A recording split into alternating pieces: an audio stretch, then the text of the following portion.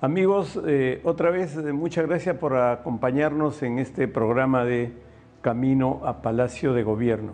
Me encanta el nombre, aunque no podamos desarrollarlo perfectamente, pero cada uno ha tenido un camino, por supuesto, especial para llegar a la Casa de Gobierno. Y cuando están en la Casa de Gobierno, algunos se han quedado 2 o 3 días y otros se han quedado por años. Hoy nos toca más o menos ubicarnos en el año 1890, 1895, y al terminar el siglo XIX, cuando concluye el segundo militarismo. El segundo militarismo es la etapa en que los militares, básicamente los que estuvieron en la Guerra del Pacífico, como Miguel Iglesias, Cáceres, Remigio Morales Bermúdez, Justiniano Bergoño, todos esos militares que estuvieron en la Guerra del Pacífico, luego se sentían que tenían el derecho a llegar a Palacio de Gobierno. Y de verdad, casi los 4 militares que he mencionado llegaron a la Casa de Gobierno. Entonces, como enseñanza, es que tiene que participar en una guerra y luego otra guerra interna entre militares para llegar a Palacio de Gobierno. Esa etapa ya lo hemos comentado. Y ahora estamos entrando ya a la etapa de los gobiernos democráticos, en la etapa de que hay que estar en un partido político para llegar a Palacio de Gobierno. Y en esa época y en esa parte de la historia habían 2 partidos políticos. El partido político, el Partido Civil, que fue creado con Manuel Pardo, y el Partido Demócrata, que fue creado por Pierola. Así que, Hugo, ojalá si me equivoco, por favor, me corrige, pero estamos llegando a la etapa donde para llegar a Palacio de Gobierno tiene que estar en un partido político. Y hemos llegado ya a la etapa de estos 2 partidos políticos. Y Hugo, como he dicho, siempre conoce, ha leído más de historia que yo. Ahora yo tengo que prepararme para conversar con Hugo y hacer un programa que a cada uno de ustedes le pueda gustar. Adelante, Hugo. ¿Cómo están, amigos míos? Una vez más, gracias por estar aquí. Gracias también, Virgilio. Bueno, en esta ocasión vamos a comentar un tema, una parte de nuestra historia que nos han enseñado en el colegio, que nos lo han dicho siempre, y se llama la etapa aristocrática, el Perú aristocrático. Es un periodo de nuestra historia donde hubo gobernantes que eran aristócratas o hacendados, capitalistas, que tenían tierras, eran empresarios, era gente que se dedicaba al comercio, no eran militares, eran civiles. Y esta etapa fue aristocrática porque nos gobernó gente rica, así de simple, ¿no? Nos gobernó gente de plata y que sabía administrar de alguna u otra forma el país, ya que administraban sus empresas, entonces conocían de la administración de empresas. Entonces esto de alguna forma benefició al país, pero también de otra forma trajo otros problemas que vamos a ir comentando también en este video. Entonces podemos comenzar, ¿no, Virgilio? Hablando de Pierola, ¿no? Claro, pero un ratito, Sí, dime. como tú dices, entramos a la época aristocrática cuando los gobernantes eran las familias afortunadas, con fortunas económicas, ¿no? Ajá, con fortunas económicas, producto de esta riqueza nacional que fue el guano, fue el salitre, fue las tierras. Entonces progresivamente se iban creando familias que cada vez desarrollaban más negocios en la industria del azúcar, en el algodón, en la lana y en el caucho. Esas eran las grandes industrias y los propietarios de esas grandes empresas, bueno, aspiraron ahora, dijeron ya no más militares, ya no más guerra, ahora nos toca a nosotros que tenemos billete y tenemos plata, y ellos empezaron a gobernar el país. Por eso que el historiador Basadre le llama la etapa de la república aristocrática, ¿no? Que tenían algo de aristocracia, porque lo que más tenían era el dinero. Sí, claro, tenían una formación en las universidades, porque en esa época todos estos señores que administraban el país también administraban la Universidad de San Marcos, administraban el poder electoral y administraban también a los medios de comunicación. Ya el comercio iba empezando a tomar más poder.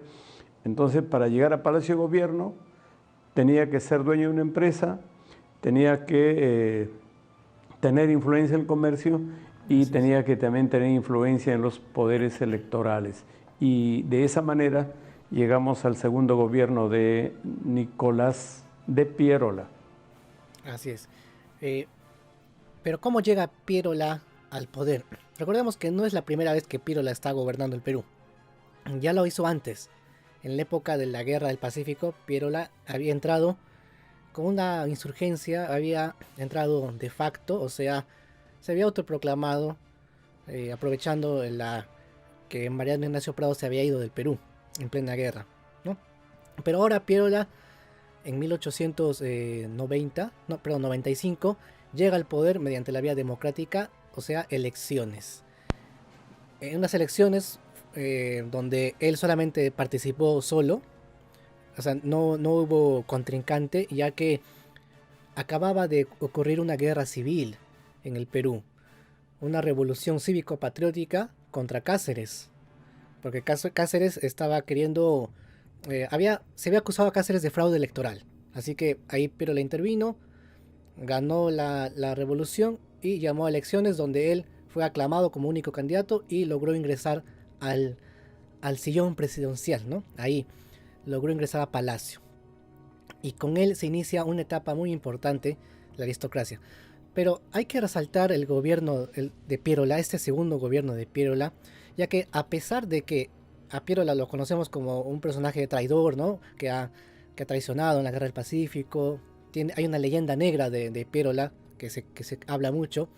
A pesar de esto, Jorge Basadre califica su segundo gobierno de Piérola como diligente, creador y eficaz. Con esos tres adjetivos lo califica Jorge Basadre.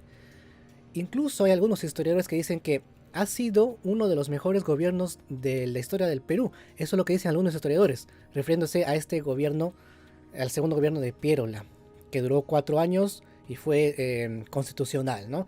Ha sido constitucional.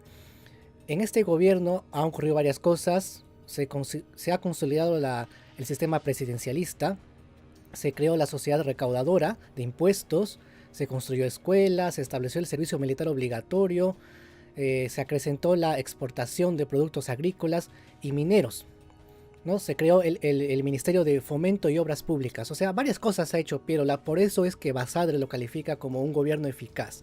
A pesar de que antes se había comportado como un traidor, pero en esta vez parecía que se estaba reivindicando. Así que, claro, sí, dime. Yo le he dicho siempre de que nuestros historiadores, nuestros profesores de historia, la gente que se ha dedicado a investigar las cartas y los procesos políticos, siempre han estado contando las cosas positivas de los políticos, de los gobernantes. Nunca han dedicado tiempo a mencionar las cosas negativas. En el caso de Piérola, el primer gobierno, o en la época que estuvo de gobernante producto de un golpe de Estado, fue desastroso para el Perú porque perdimos la Guerra del Pacífico, porque no supo enfrentar a esa Guerra del Pacífico. Pero sin embargo, ya como dice el historiador Basadre, en el segundo gobierno se lo recuerda por grandes realizaciones. Por ejemplo, porque llegó la luz eléctrica, porque llegaron los automóviles, llegó el teléfono, la influencia también de otros países y de otros continentes, como todo en la vida, ¿no? Uno va creciendo, desarrollándose en función del desarrollo del entorno. En la época de Piérola estaba en pleno apogeo la luz eléctrica, el teléfono, el automóvil, y eso hizo que a Piérola lo consideren como un hombre progresista y que buscó el desarrollo del país, pero de todas maneras sí hay cosas importantes que recordar, porque en esa época entramos ya en la época de la industrialización. Sí. No hablan los historiadores de cuántos actos de corrupción habrá habido. De hecho, creo que no hablan los historiadores, no lo dicen, ¿no? Que no se sabe tampoco. Porque no se sabe, pero Piérola fue el hombre del contrato de Dreyfus. Y el contrato de Dreyfus lo firmó Piérola cuando tenía 30 años, entonces y ya venía con una historia y venía con un pasado que creaba dudas, pero no importa. Avancemos con la historia. Piérola terminó su segundo gobierno, dejó en el país, por supuesto, un proceso de desarrollo. Leía ayer para nuestra conversación que, por ejemplo, los helados Donofrio son desde la época de Piérola, los fósforos El Sol de la época de Piérola, la fábrica San Jacinto de la época de Piérola, la época del caucho de la época de Piérola, ese momento en que los industriales de todo el país entraron a la selva al tema del caucho, era la época de Piérola. O sea, si bien tuvo un acto, digamos, una parte negativa en su primer gobierno, en el segundo gobierno sí creo que facilitó todo el desarrollo industrial de nuestro país. Sí, incluso lo definen como, mira, el mismo Jorge Basadre dice que ha sido el gobierno que consolidó la reconstrucción nacional, o sea, la reconstrucción nacional, perdón, e inició la aristocracia. O sea, porque el Perú estaba en debacle por la Guerra del Pacífico y pues Cáceres era el que supuestamente lo iba a reconstruir, pero el que lo termina reconstruyendo es Piérola y da campo a que otros, sus siguientes gobernantes que lo sucedieron, gozaran de ese buen camino que había trazado, ¿no? Así que Piérola termina su gobierno en el año 1899 y hay elecciones. Ahí participan varias personas. Estaba Eduardo López de Romaña, estaba Manuel Candamo y González Prada también, González Prada. Pero ¿quién lo gana? Lo gana Rob López de Romaña. Pero ¿quién es López de Romaña? Es un ingeniero arequipeño, ingeniero como nosotros, empresario también. Acá todos son empresarios. Eso me gusta, sí. Me gusta, Hugo. A ver. López de Romaña, ingeniero civil como nosotros, ¿no? Sí. Fue el primer ingeniero que llega a Palacio de Gobierno, ¿no? Exactamente, es el primer ingeniero en ser presidente del Perú. O sea, el primer presidente ingeniero que hemos tenido ha sido Eduardo López de Romaña, un arequipeño que trabajó en el Perú, no solo en el Perú, también se fue al extranjero. Estuvo en India y en Brasil trabajando como ingeniero. ¿Y qué hacía? Hacía puentes. Eso es lo que hacía puentes y ferrocarriles, trabajaba para hacer ferrocarriles. Cuando en su vida política fue ministro de Piérola y por lo tanto, al ser ministro de Piérola, era pirolista y obviamente que Piérola lo iba a apoyar en su candidatura y así lo hizo. Llegó a ser alcalde de Arequipa primero y luego llega al poder, o sea, llega a Palacio por la vía de elecciones tras el apoyo de Piérola, ¿no? Que era una coalición nacional con el Partido Demócrata, con el Partido Civil, perdón. O sea, el Partido Demócrata de Piérola se había aliado con el Partido Civil y habían dicho, vamos a lanzar a Eduardo López de Romaña. Y como tienen el apoyo del gobierno, lógicamente gana con un 97% de votos, así bien apabullante. Ganó Eduardo López de Romaña y gobernó solamente una vez, ¿no? Esos 4 añitos gobernó de 1899 a 1903. Con él se dio pues el cambio de siglo. Pasamos al siglo XX con Eduardo López de Romaña. Y en su gobierno pues no hubo gran cosa que resaltar. Simplemente continuó con la labor que había dejado Nicolás de Piérola, ¿no? Así fue. Y ahora, tal vez cabe precisar de que López de Romaña era de un partido diferente al Partido Demócrata de Piérola. Es cierto, era diferente. Entonces, ahí para hablar de temas, digamos, políticos, podemos entender de que en ese momento, o sea, más de 100 años atrás, ya están hablando el tema de la alternancia de poderes, porque lo lógico hubiera sido que Piérola, teniendo su partido político y teniendo su vicepresidente, lo hubiera promovido a su mismo vicepresidente como candidato presidencial, pero sin embargo correspondía a otro partido político. Ese es un tema interesante y un tema que resaltar porque de esa época ya nos damos cuenta que se llega a Palacio de Gobierno producto ya de elecciones, producto de los partidos políticos, producto de acuerdos políticos para que se haya dado este concepto de la alternancia con López de Romaña, que seguramente continuó con las mismas políticas del presidente Nicolás de Pierola, ¿no? Sí, él siguió con sus políticas, con sus mismas obras. Y cuando él acabó su gobierno, en 1903, obviamente se dieron otras elecciones. Y aquí participa como único candidato Manuel Candamo. Manuel Candamo Iriarte, así se llama, ¿no? Él ya gobernó antes. Había gobernado el Perú ya antes, solo que en esta ocasión era su segundo gobierno de Manuel Candamo. Pero sucede Hay algo. Dime. perdón, yo quería decir algo, hay una parte de la historia ahí, porque yo me acuerdo más de las cosas que no están en los colegios, que no enseñan en colegios.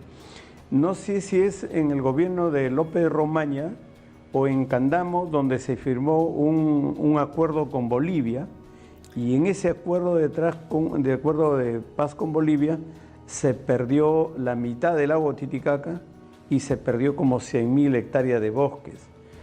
Tal vez Creo que eso fue con Leguía, ¿va? creo que fue. No sé, pero esa es una incógnita que tenemos Sí. que verlo, y a nuestros seguidores que revisen, porque creo que en el gobierno de López Robaña, otro gobierno, se perdió por eso en el colegio nos enseñan que la mitad del lago Titicaca es peruano y la mitad del lago Titicaca Claro. es boliviano. ¿Por Así qué? es. Porque en una negociación, como siempre nuestros presidentes traicioneros, no les interesó ceder terrenos. Hemos perdido la mitad de nuestros territorios en la época de la emancipación, en la época de la guerra con Chile, y ahora con estos gobiernos ya demócratas, estos gobiernos de partidos políticos, también hemos perdido la mitad del lago Titicaca, más unos 100.000 hectáreas. Habría que ver, Hugo, en qué Sí. gobierno Yo hemos creo que fue perdido Leguía. Yo creo que Leguía. fue Leguía, el primer gobierno de Leguía. Lo vamos a revisar más adelante, porque en el onceño también ocurren cosas con Brasil. Hay mucho entreguismo hacia Brasil. Con Brasil nunca tuvimos guerra, pero sí que le entregamos más territorio que a nadie. Eso también lo vamos a ver cuando lleguemos al gobierno de Leguía. Claro, Sí. que quede este tema pendiente Que quede pendiente. para decirle a nuestros seguidores con más claridad. Que quede Pero hay pendiente. algún momento en que se hemos perdido la mitad del lago Titicaca, ¿no? Así es. Estaba diciendo yo, continuando narrando la historia, Manuel Candamo, que es un empresario, ¿no?, ha sido elegido en 1903. Pero él solamente gobernó un año. Debía gobernar 4, pero gobernó solo 1. ¿Por qué? Porque se murió. Así de sencillo. O sea que para llegar a Palacio de Gobierno hay que esperar que nuestro presidente pueda Sí. fallecer, ¿no? Se murió lamentablemente Manuel Candamo. Ocurrió su muerte en mayo de 1904. Días antes ya se sentía mal. Tenía un mal reumático, según los doctores. Tenía un mal reumático. Y le dijeron que se vaya de Lima hacia Arequipa. Le dijeron que se vaya porque había ahí alguien que le iba a tratar. Entonces, al irse de Lima, tenía que dejar a su vicepresidente. Y dejó a Serapio Calderón Lazo de la Vega. ¿Y quién es Serapio Calderón? Es un abogado cusqueño. No es militar, es un civil abogado cusqueño que fue diputado y rector de la Universidad San Antonio del Cusco, ¿no? La UNSAC, así se le llama. Él ha sido rector de su universidad. Entonces, por tener cercanía con el gobierno, le han dicho para que sea vicepresidente y así accedió al poder por muerte de Manuel Candamo. Él gobernó poco tiempo, desde mayo hasta septiembre nomás de 1904, y llamó a elecciones y se presentó como único candidato José Pardo Ibarreda. Aparece la figura de José Pardo Ibarreda. ¿Y quién es José Pardo Ibarreda? Es el hijo de Manuel Pardo y Lavalle. Manuel Pardo y Lavalle tiene un hijo, José Pardo. Los dos han gobernado el Perú. Los dos. Manuel Pardo una vez y José Pardo lo gobierna 2 veces, en 2 ocasiones. Pero ahorita estamos analizando el primer gobierno de José Pardo Ibarreda, que comenzó en 1904 y terminó en 1908. José Pardo también es un abogado, pero es limeño. limeño, hijo de Manuel Pardo, como dije, ha sido ministro de Relaciones Exteriores de Manuel Candamo. Entonces tenía cierta afinidad con Manuel Candamo. Así que José Pardo Ibarreda llega al poder vía elecciones, apoyado por la Alianza Civil Constitucional. En esta ocasión es el Partido Civil el que catapulta a José Pardo, pero no participa solo el Partido Civil, sino que se junta, hace una alianza con el Partido Constitucional de los caceristas. O sea, Cáceres todavía estaba metido en política, o sea, su partido estaba todavía ahí metido en política haciendo alianzas.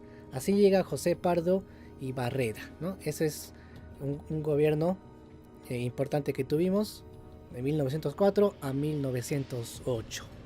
Perdón, Hugo, antes que continúes con este gobierno de José Pardo. Ajá. En la época de Candamo, este señor Serapio Calderón, Calderón, ¿no? Sí, Serapio Calderón. Serapio Calderón era el segundo vicepresidente Exactamente. de Candamo. El segundo. Porque como es la vida, estaba Candamo presidente, su vicepresidente murió antes de la juramentación y se quedaron con el segundo vicepresidente, que era don Serapio Calderón, y por eso que asumió la presidencia de la República a la muerte de Candamo. O sea, qué piña toda esa plancha presidencial, ¿eh? El primer vicepresidente muere, luego a los 8 meses el presidente muere de Arequipa y le tocó gobernar al señor Serapio Calderón. O sea que para llegar a Palacio de Gobierno hay que esperar que los dos primeros mueran y llegas a Palacio de Gobierno y te hace presidente de la República, ¿no? Sí. Qué bueno que menciones al primer vicepresidente, porque se llamaba Lino Alarco. Ese que murió, ¿no? Se falleció, tenía que juramentar y fallece, ¿no? Fallece en abril de ese año y tenían que poner tenía que ir el otro, ¿no? José Serapio Calderón. Y es así como él llega al poder, por el fallecimiento de 2 autoridades. Sí. ¿No? Ahí no hubo elecciones, ¿no? Y así es como llega Serapio. Luego llega José Pardo vía elecciones. Él sí gobernó 4 años de manera constitucional. Siguió con la aristocracia del Perú hasta que llegó la fecha de elecciones. José Pardo llama a elecciones y se presenta otra vez un único candidato. Pero esta vez es alguien muy importante de la historia peruana. Su nombre es José Bernardino Leguía. Es un empresario, José Bernardino Leguía, de Lambayeque. Lambayecano es un hacendado capitalista azucarero. De un distrito que se llama Jayanca. Ajá, ahí es Augusto B. Leguía, Jayanca, es un pueblito que todo el Perú sabe que yo soy chiclayano. Ajá. Y conozco bien la historia como ¿Es tu paisano, Pedro Ruiz Gallo, Quiñones, Pedro Ruiz Gallo, Quiñones y Leguía, por supuesto. Hay varios. José Balta, el mismo Pardo que fue hacendado, el dueño de la hacienda de Tumán. O sea, Lambayeque ha tenido muchas personalidades. Ha sido muy influyente Lambayeque, ver nacer a muchos políticos importantes, incluso héroes de guerra, como lo mencionaste, Quiñones, que siempre lo vemos en nuestro billete de 10 soles, ¿no? Y así, José Bernardino Leguía, ha sido ministro de Hacienda durante el gobierno de Candamo, de Manuel Candamo, así que tenía cierta cercanía con él, porque no en vano lo ponen en un cargo de confianza. Y como era un empresario azucarero, se dedicó bastante a esta labor, no solo en el Perú, sino en el extranjero también estuvo. Tenía muchas empresas Leguía en el extranjero. Era millonario, era un hombre rico, un hombre de plata.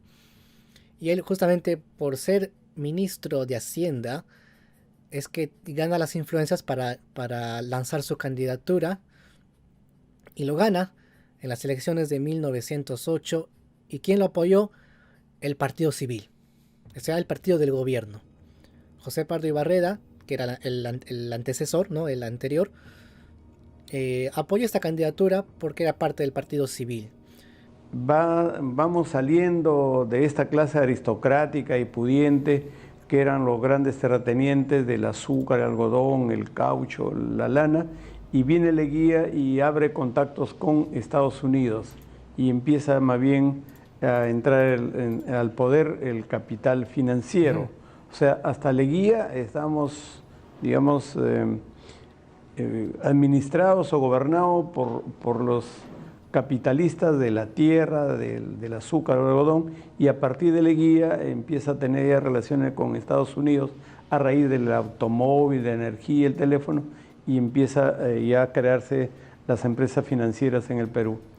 Sí, eso fue parte del leguísmo, ¿no? Hay una cosa importante que sucede en el gobierno de Leguía, y es que hubo intentonas de golpes.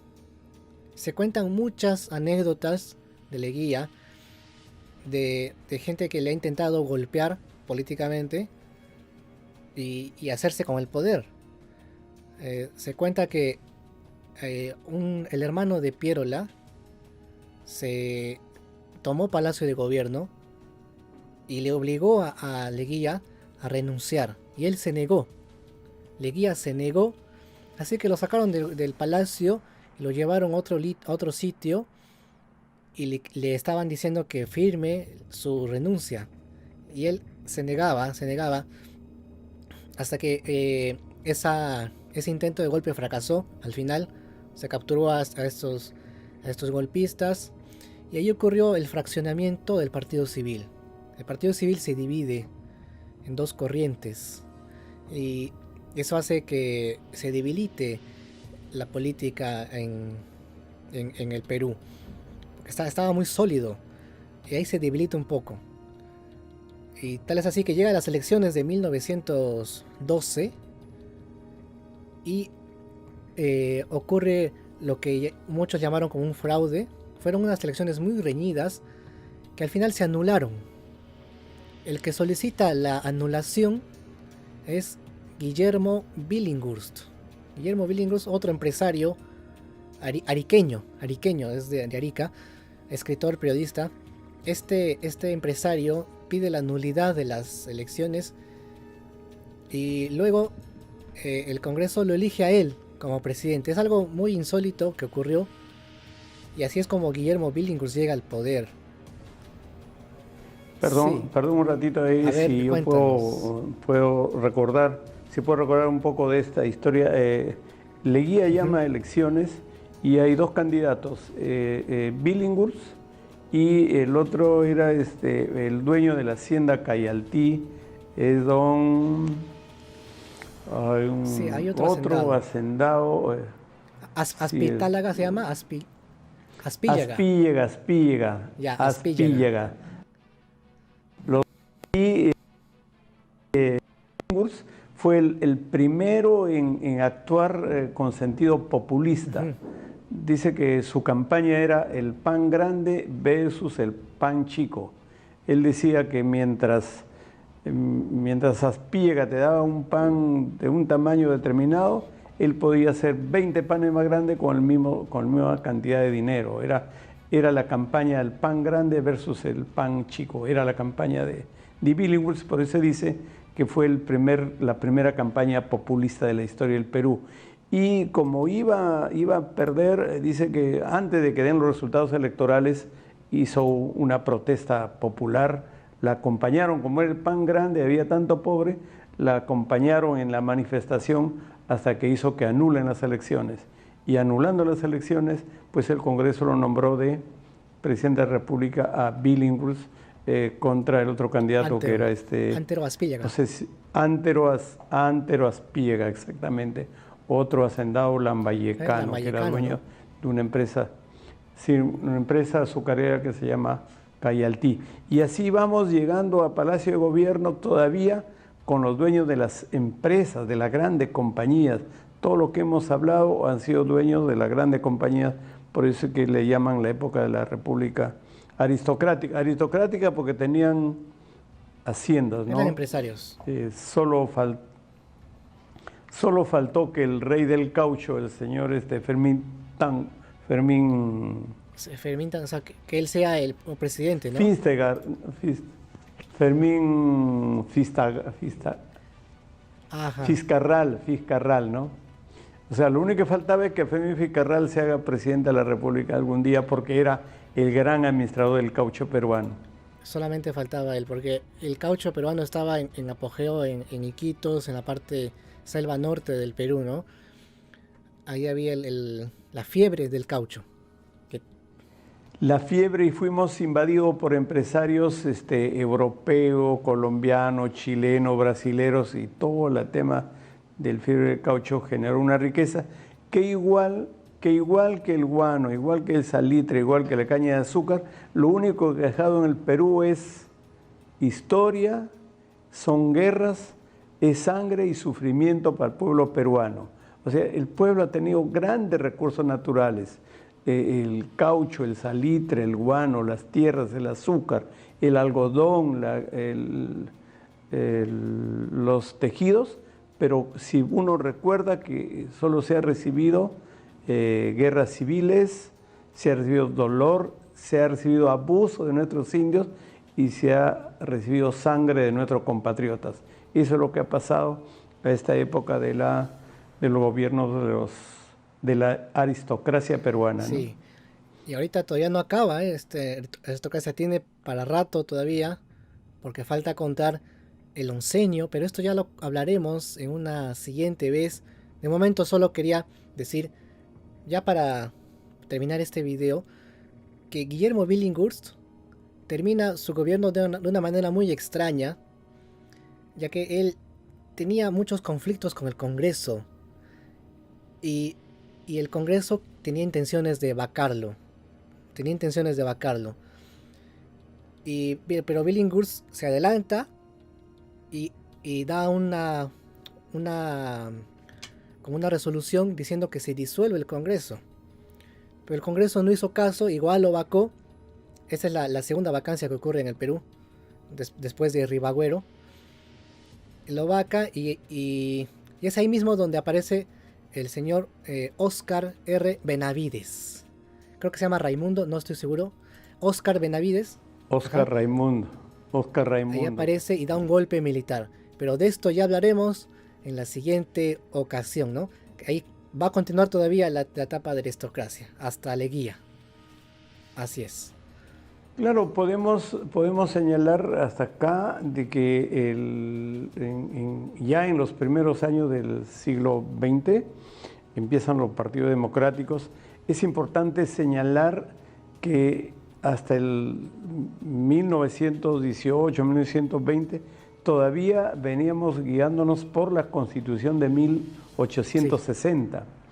Los gobiernos eran siempre de 4 años. Se ha respetado con Pierola, con Candamo, con todos estos presidentes que hemos mencionado, donde solo gobernaban por 4 años, inclusive Leguía. Y la enseñanza que podemos tener es que ya estamos entrando a ser gobernados por personas que han estado en la universidad, que han estudiado Derecho, que han estudiado Economía, que han conocido el mundo, digamos, de otras sociedades, y progresivamente vamos entrando ya a los procesos electorales que son los que tenemos ahora. Entonces, Hugo, dejamos esta conversación ahí. Regresaremos la próxima capítulo con el tema del golpe de Estado de Óscar R. Benavides y los gobiernos que continúan, ¿no? Así es, Virgilio. Un gusto haber estado contigo una vez más. Muchas gracias, amigos, y gracias por acompañarnos, y hasta nuestro próximo encuentro, camino a Palacio de Gobierno. Gracias y hasta luego.